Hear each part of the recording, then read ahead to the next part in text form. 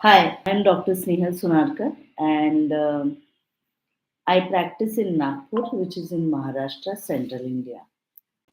So I'm practicing since last 10 years, and like I have seen, like recently there are many cases which are referred to me by various dentists wherein the root canals have been failed.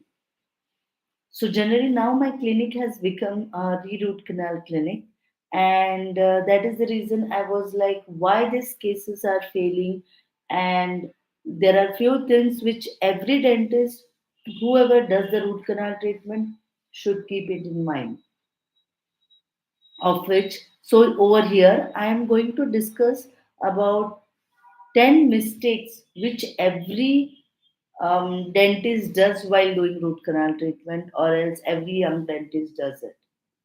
Of which, the first and foremost point to be remembered over here is about your diagnosis and treatment plan.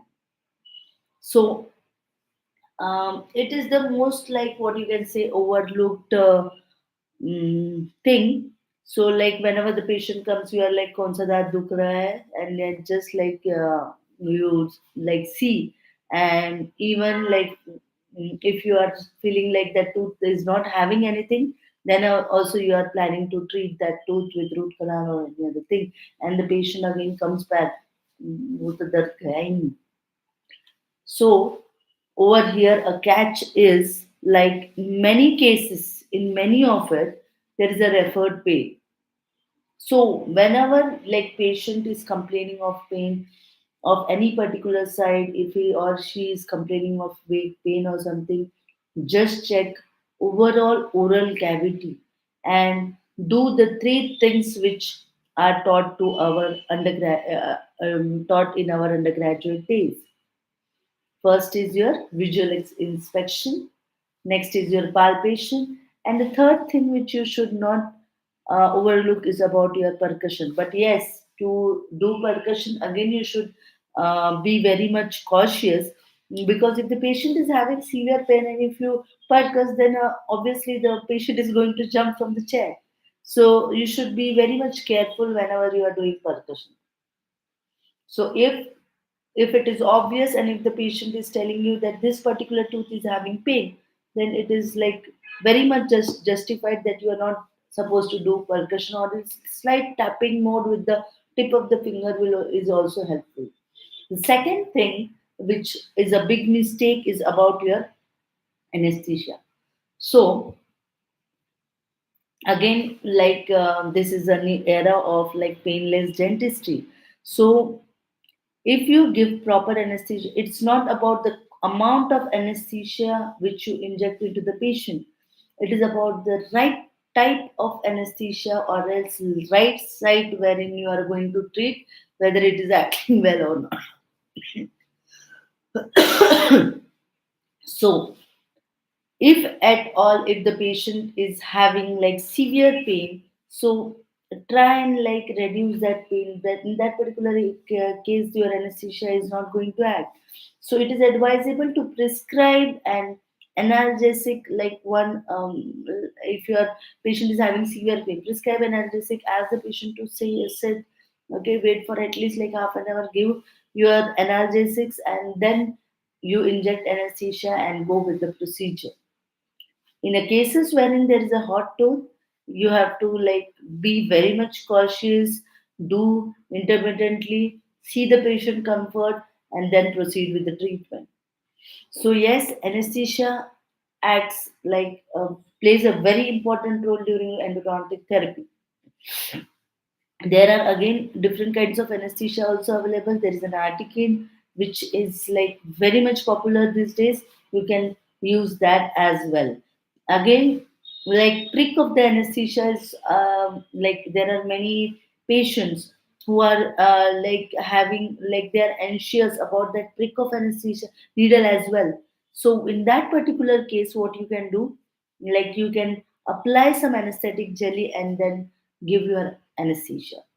The third thing which you should keep in mind is about your isolation, wherein in like there is a taboo with the isolation that rubber dam isolation takes a lot of time.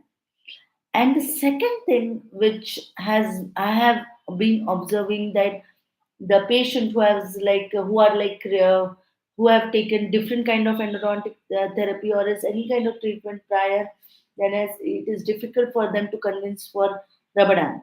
But yes, if you tell them the advantages and disadvantages of the same, they will surely accept that kind of treatment which you are going to, like if you are going to place a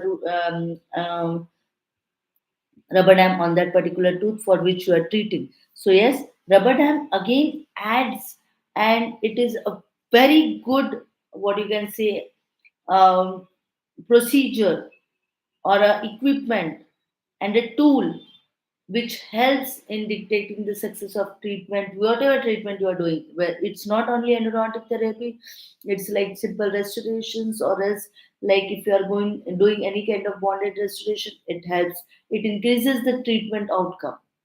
The fourth point which you can think about is about your isolation. Oh, sorry. Isolation I have already mentioned. The fourth point which you should be thinking about is your excess cavity design. So everything has been done. Like the diagnosis, I have covered. The second thing, treatment planning. The third is about your anesthesia. Fourth is your isolation, and the fifth point is about your excess cavity design. Just give me a moment.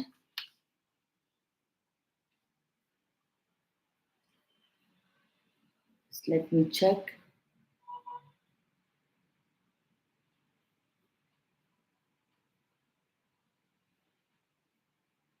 Yes, it's going on well. So if you have any doubts, you can mention all about your doubts in the chat box or else in the comment section, and I will get back to you. The next most important thing is about your excess cavity design. So whichever tooth you are treating, you should have an idea that this tooth might be having this kind of excess cavity. We have learned in our endodontics during our undergraduation and post graduation days. So yes, nowadays there are different kinds of like what you can say, the modifications of excess cavity design. But yes, again, you should be very much conservative. This is the most important point. And the second thing which you should remember is about all your, don't ever think about like you are going to ultra conservative type of cavity design and all.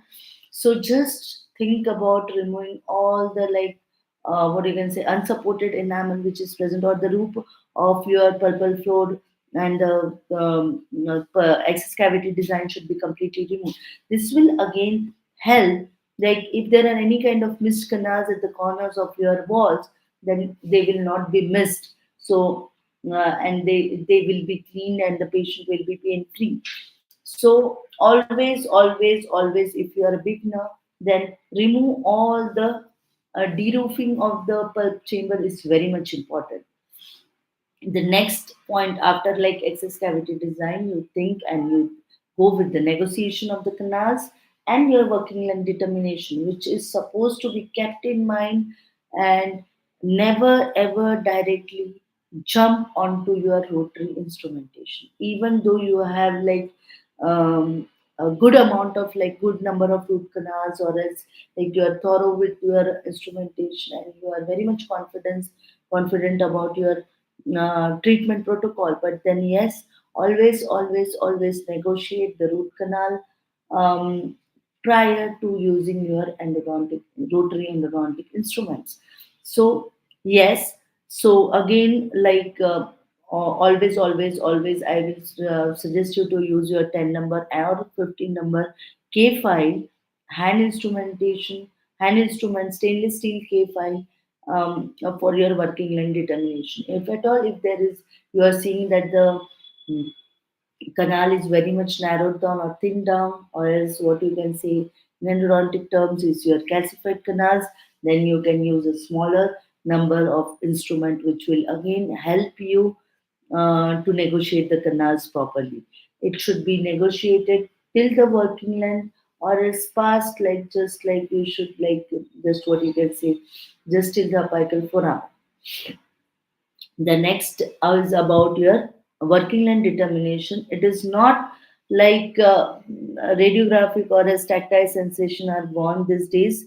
You should always use your apex locator for determining the working length. Again, apex locators are available in wide range. So if you ask me, like, it's a good investment. So once and foremost, if you buy like J Molita, which is considered as a gold standard of an apex locator, it will be a good investment for you. I'm not like, there are no brand collaboration and all, but then this is my personal experiences. That is what I am sharing with you right now. So Dentaport is a good investment, and again it gives you good ratings. So I'm using since last like 13, 14 years, and it's working out very well. Just I need to change the batteries, and once I've changed the cord, just because it was like the usage and it was cracked, so that is the reason I had to change that. So again it will give you a good what you can say, good friend while doing the endodontic therapy. The next important point is about your cleaning and shaping. This, like prior, the term used was biomechanical preparation, but nowadays it is not used anymore. So cleaning and shaping, they are not considered as a two different entities. They are considered as a one entity. And yes, low there is a term which you might have heard, or else you might have read, is about your working solution. So always whenever you are doing a root canal treatment, so there should be any kind of working solution which should be placed in the excess cavity. It can be either your hypochlorite, or else it can be normal like saline. Again, dilution of hypochlorite, again I don't recommend. It should be used concentrate. You should you always use concentrated hypochlorite. Again, the concentration should be around 5.25. It should not be flooded. Again, like it should be confined to the excess cavity, so that it is like reaching it. It takes some time, around like 2 to 5 minutes. It takes to for the cleaning of your um, canal system. So like when you are like, you should always keep your excess cavity filled with your not completely, but yes, your oral file should be completely wet with your working solution, that is like sodium hypochlorite. And this will, like when you insert your rotary instrument, this cleaning and shaping, it will act simultaneously. And yes, there will be no protrusion of debris inside the root canal system, and it will not get stuck onto the dentinal tubules. If you have a red, and there are dentinal tubules, so if you are not using any kind of working solution, then your dentinal debris is soft, like particulates go inside the tubules, and it will like get coagulated, or what you can say, the resin tag, which we say is formed because of your um, bonding agent, like when you are thinking about restorative. So in this, like debris will be inside your dentinal tubule. So working solution will be like, what you can say, an edge. Working solution will act as a agent which will like not like help that debris to coagulate inside the dentinal tubules. It will come out with your irrigating solution, which is placed inside the excess cavity. So yes, cleaning and shaping is done simultaneously. It is not a separate entity. And after like cleaning, complete, like you are like sure enough, again like your canals are clean and all, again plays a hypochlorite. Use your endo activators, or else activate your endodontic irrigating solution inside your root canal system, such that if any of the pulp tissue remnants are inside your root canal system, then it will might come out. So now the question arises, like how you predict that your root canal system is like clean enough. So as soon as when you see, like whenever you are replenishing your endodontic irrigating solution, after, as soon as you clean and shape, the solution becomes turbid. So with time, whenever you are replenishing the solution keeps on like the turbidity goes on reducing. This will indicate that your root canal system is getting cleaner with each of your replenishing solution. Now, next comes your intercanal medicament. Now, this is considered as a most important point. So, for like me telling about like me as an endodontist telling you about all this, I would like to highlight over here that not each and every case is for your single visit endodontics. Keep this in mind, okay? Because there are in India, like if where maximum like patient comes to dental clinic whenever there is like extreme pain, or else like if there is what you can say, periapical inflammation, or else like periapical radiolucency in the radiograph. So it is advisable like to like clean like if the patient comes to you like in severe pain, or else like if there is swelling, or else if you are seeing a periapical huge radiolucency, always go with the intracanal medicament inside the root canal system. So again, this intercanal medicament, it should be like placed for around 7 to 15 days and then complete your endodontic therapy. So this will act as like the it will increase the mm, like it will increase the longevity of that particular dental treatment. The second last thing, or the ninth point, which everyone thinks about your is about like everyone does mistake, is about for the obturation. Obturation is always supposed to be done three dimensionally. It is not something like what like some single cone obturation technique which has been like practiced very extensively, but no. The thing is that after some days, like there is a dead space which is formed just surrounding the gadapacha. So this will act again like a house for your bacteria. So always like think like about three-dimensional obturation. For again three-dimensional obturation, there is a good systems available in the market wherein like down pack and backfill you can do, which is known as vertical compaction technique, which is most followed and most like what you can say the accepted three-dimensional technique for filling up of the root canal system. Again, if you don't have this three-dimensional technique, that is a gun and the pen, then don't be afraid. You can also use your like lateral compaction technique, which is again like by using your hand spreaders. This is again like more predictable, and yes, this also stands out to be successful. The last and the most important thing is about your post endodontic restoration. So if the patient comes to you, and if either if it is a single visit or a multiple visit, then and there you can think about your placing an endodontic restoration, that will be or your composite resin restoration. But yes, if you don't have time, or else if you are in a hurry or something like that, or if the patient doesn't have time, patient has some other appointment or something, then yes, never be in a hurry. This again stands out to be an important point. So you can just place a Teflon and a temporary restoration and call again the patient back. This will again stand out well. And yes, this the thickness of the temporary restoration over here again matters the most. The thickness should be around 3 to 4 mm. Minimum thickness should be this much.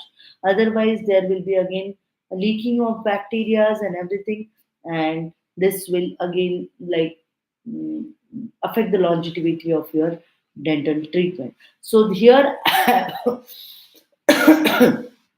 covered the 10 big mistakes which every young dentist does while performing the endodontic therapy. So if you have any doubts, you can drop a comments. I will just like go through it and answer it.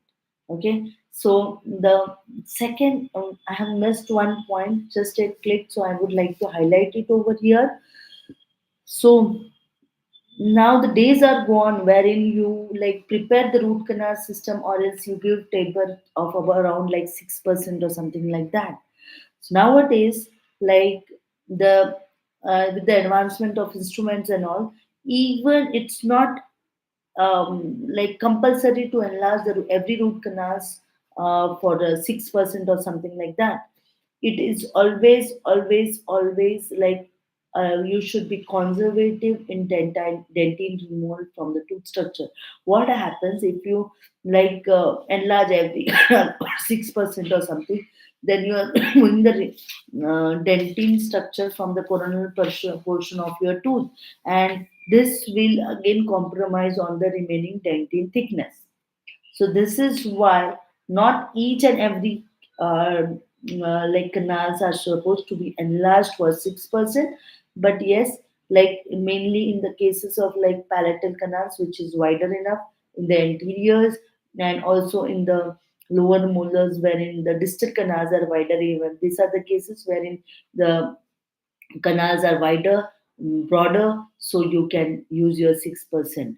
So mostly in many of the cases, if you go like the 4% helps in effective irrigation and cleaning of your root canal system. So if you have any doubts, then please drop your comments. I will answer them. Have a good day. Take care.